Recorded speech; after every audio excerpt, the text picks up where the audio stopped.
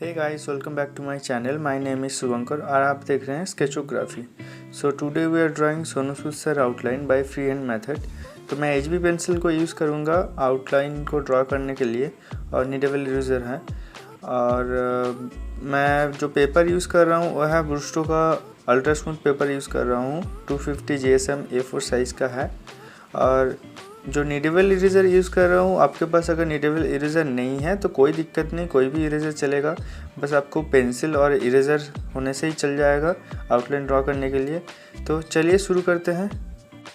तो पहले आपको जो करना है, रेफरेंस पिक्चर को मोबाइल में आपको जूम कर लेना है कि आप जैसा पेपर के ऊपर ड्राइंग करेंगे, जैसा जितना बड़ा करेंगे वैसा आपको जूम कर लेना है, ताकि आप अच्छे से उस रेफरेंस पिक्चर को ऑब्ज़र्व करके पेपर के ऊपर पुट कर सकते हैं।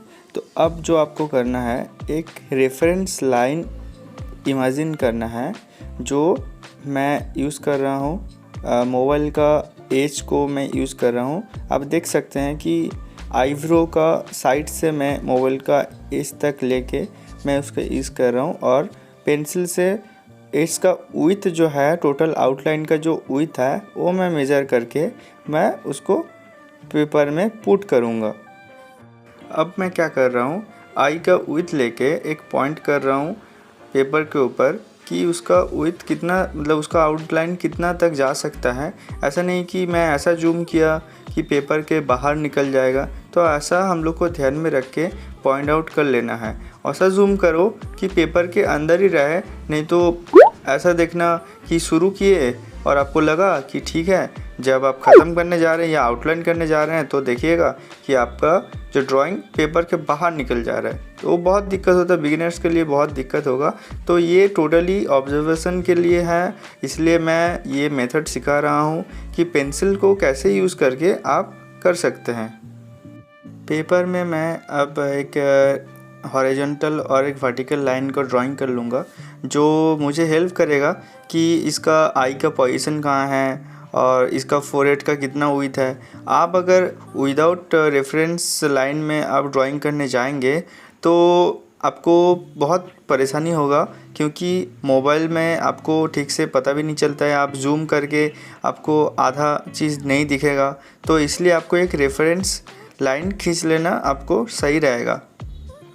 और एक चीज़ जो आपको ध्यान में रखना है कि आपका मोबाइल में जो रेफरेंस पिक्चर जो जूम करके रखे हैं उसको मतलब जूम आउट ना हो जाए या उसका पोजीशन ना चेंज हो जाए, तो आपको दिक्कत होगा उसमें। क्योंकि मेरे साथ तो ऐसा ही हुआ है बहुत बार कि मैं टच करते करते जूम आउट हो गया, तो फिर मैं मेज़रमेंट लेके फिर उस कंडीशन में मैं उसको जूम कर लेता हूँ। तो आपको भी ध्यान में रखना होगा कि जैसा ना हो। तो ऐसा तो मेरे पास कुछ ऐसा ऐप नहीं है कि मैं उसको बोल पाऊँ कि अगर मुझे फ्यूचर में पता चला कि ऐसा कोई ऐप है जो मैं जूम को लॉक कर सकता हूँ तो मैं आपको बता दूंगा। और आपको अगर पता है ऐसा कोई ऐप है तो आप मुझे बता सकते हैं तो कमेंट में। तो आप जैसे देख सकते हैं कि मैं पेंसिल को यूज़ करके उसका आउटलाइन पॉइंट कर ले रहा हूँ कि मेरा जो आउटलाइन का एज है वो कितना दूर तक जा सकता है। और मोबाइल का एज को ही मैं यूज़ कर रहा हूँ as a reference line, vertical line और हॉरिजॉन्टल लाइन भी बोल सकते हैं। तो उस जो हॉरिजॉन्टल लाइन में, उस हॉरिजॉन्टल लाइन में ही मेरा आई का पोजीशन रहेगा। तो ऐसा मैं देख के एक आउटलाइन को ड्राइंग कर ले रहा हूँ।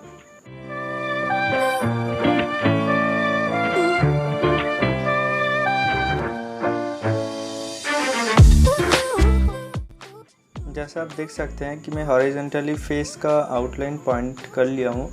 तो अब मैं टोटल फेस को आउटलाइन कर लूँगा उसका पेंसिल मेजरमेंट यूज़ करके। पेंसिल को ऐसे पकड़ना है कि उसका जो टीथ है आपको उसका टीथ और आपका जो उंगली में आप जितना उसका मेज़र कर रहे हैं उसको ही आपको पुट करना है। आपको उससे ज़्यादा भी नहीं, कम भी नहीं। इसलिए मैं बोल रहा हूँ कि जूम ऐसा करिए कि आपका पेपर पे साइज में आ जाए। तो सेम प्रोसेस में मैं नोज़, लीफ और चिन का आउटलाइन का पॉइंट लेके उसका जो टोटल आउटलाइन है मैं कर ले रहा हूँ।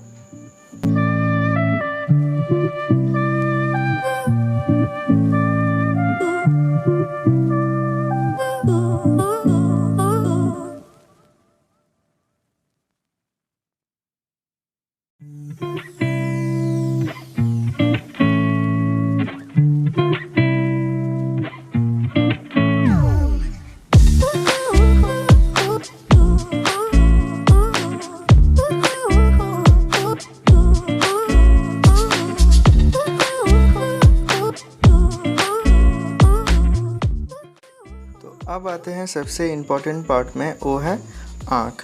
आप अगर आँख, नोज़ और लिप को ठीक से ड्राइंग कर लिए तो आपका जो ओवरऑल पोर्ट्रेट है वो लगभग आपका 60 to 70% मैच कर जाएगा।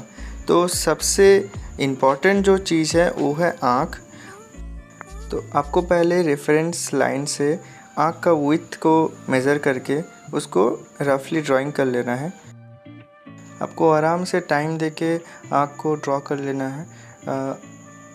आपको बहुत टाइम देना होगा, प्रैक्टिस, पहली बात तो बहुत ज़्यादा प्रैक्टिस आपको करना होगा। फ्री हैंड मेथड बहुत इजी नहीं है और बहुत टफ भी नहीं है, totally depends on practice. Practice करते करते आपका एक आइडिया हो जाएगा कि कैसे आपको मतलब पहले आपको रेफरेंस लाइन का ज़रूरत ही नहीं पड़ेगा। आप आँखों में ही आप समझ जाएंगे कि हाँ मेरा रेफरेंस लाइन कहाँ से होगा, कहाँ से आप मेज़र कर सकते हैं, कैसे मेज़र कर सकते हैं, तो आपको सब धीरे धीरे पता चल जाएगा। तो सेम प्रोसेस में आपको और एक तो आई ड्रॉ कर लेना है। आपको नॉर्मल फेस में अगर ये होता तो आपको ये पता चल जाता कि दोनों आँख के बीच एक आँख का डिस्टेंस रहता है, जो इस पिक्चर में, इस रेफरेंस पिक्चर में जो आपको पता नहीं चलेगा क्योंकि ये थोड़ा सा टिल्टेड है, साइड एंगल करके है, तो आपको यहाँ एक आँख का डिफरेंस नहीं मिलेगा उतना। तो ये अगर नॉर्मल फेस होता तो आपको पता चल जाता। तो मैं सोचा हूँ कि एक लुमिस मेथड के ऊपर भी ड्राइंग बनाऊँगा, तो आगे चलते उसमें मैं अच्छे से समझाऊँगा उसमें कि क्या क्या ट्रिक होता है। तो आई ड्रॉ होने के बाद हम लोग क्या करेंगे, वो नोज़ का जो आउटलाइन है वैसा सेम प्रोसेस में उसको भी ड्रॉ कर लेंगे। नोज़ थोड़ा सा स्ट्रेट है, उसका जो चौड़ाई है, उसका जो विड्थ है, वो आँख का जो एंगल से हम मेज़र करके उसका एक तो इमेजिनरी लाइन खींच के मैं उसका विड्थ को ड्रॉ कर रहा हूँ।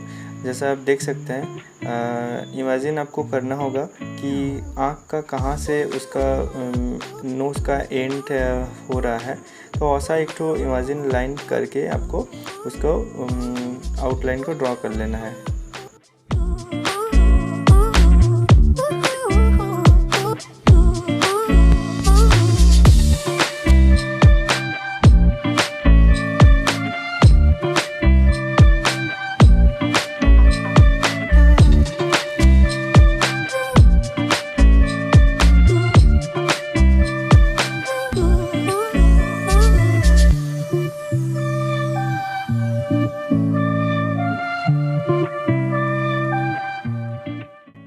अब आता है लिप्स का पार्ट। तो लिप को ड्राइंग करने के लिए उसका जो अपर लिप का जो मिडिल पोर्शन है, मिडिल पोर्शन को मैं रेफरेंस लाइन का ऑब्ज़र्व करके, रेफरेंस लाइन से ऑब्ज़र्व करके मैं उसका जो मिडिल पोर्शन को ड्राइंग कर लिया।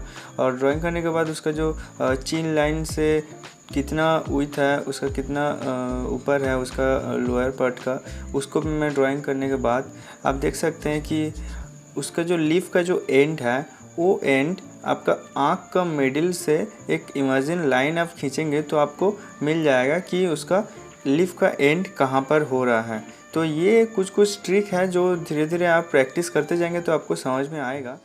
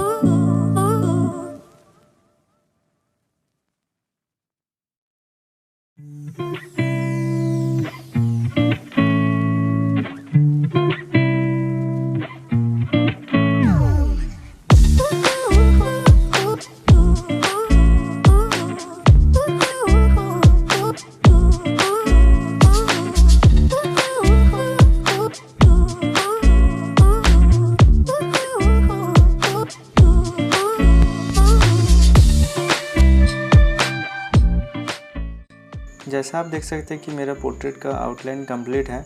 और ऐसा आप पेंसिल का यूज़ करके पेंसिल मेजरमेंट थ्रू आप एक पोर्ट्रेट को ड्राइंग कर सकते हैं। अगर आपके पास कोई मोबाइल नहीं है फॉर रेफरेंस पिक्चर के लिए, तो आप रेफरेंस पिक्चर को प्रिंट आउट कर सकते हैं और उसके बाद ड्राइंग कर सकते हैं। पेपर, जितना पेपर में आपको A4 साइज़ में करना है तो A4 साइज़ में प्रिंट आउट निकाल लीजिए और आप मेज़रमेंट करके उसको कर सकते हैं। और लाइट एंड शेड का ऑब्जर्व करके मैं शेडिंग कर दिया। और इसका सेकंड पार्ट मैं लाऊंगा। सेकंड पार्ट में रहेगा कि शेडिंग कैसे करेंगे, हाइपर रियलिस्टिक शेडिंग रहेगा। तो इसका क्लिप थोड़ा सा मैं लास्ट में दे दूंगा। अगर ये वीडियो आपको अच्छा लगे तो सब्सक्राइब माई चैनल, लाइक कर दीजिएगा वीडियो को, तो थोड़ा सा मुझे मोटिवेशन मिल जाता है। तो चलिए, गुड बाय।